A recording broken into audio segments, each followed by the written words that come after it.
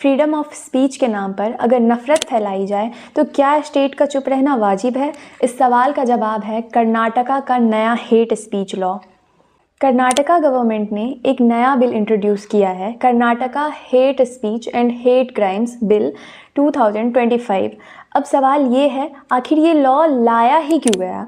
सबसे पहला reason law and order. पिछले कुछ सालों में हमने देखा है कि रिलीजन, कास्ट, लैंग्वेज और जेंडर के नाम पर हेट स्पीच बढ़ने लगी है, जिसका डायरेक्ट रिजल्ट होता है रिवॉर्ड्स, वायलेंस और सोशल अनरेस्ट। गवर्नमेंट का मानना है कि जब हेट स्पीच कंट्रोल नहीं होती तो लॉ एंड ऑर्डर सिचुएशन हाथ से निकल जाती है। अगर इसे सोशल मीडिया के एंगल से देखा जाए तो आज के टाइम में हेट स्पीच सिर्फ रैलीज तक लिमिटेड नहीं है, बल्कि इंस्टाग्राम, फेसबुक, व्हाट्सएप और यूट्यूब पर सेकेंड्स में वायरल हो जाती है। फेक वीडियोस, कम्युनल रील्स और हेटफुल कमेंट्स लोगों को भड़का देता है। गवर्नमेंट क्लियरली बोल रही है online hate eventually turns into offline violence. इसीलिए इस बिल में सोशल मीडिया प्लेटफॉर्म्स को भी कवर किया गया है।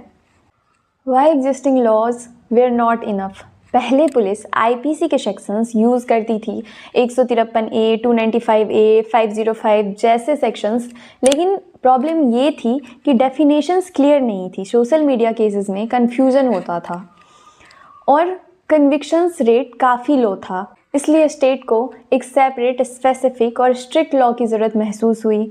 Supreme court judgement and observation ये थी कि सुप्रीम कोर्ट ने भी कई बार कहा है कि hate speech freedom of speech का हिस्सा नहीं है।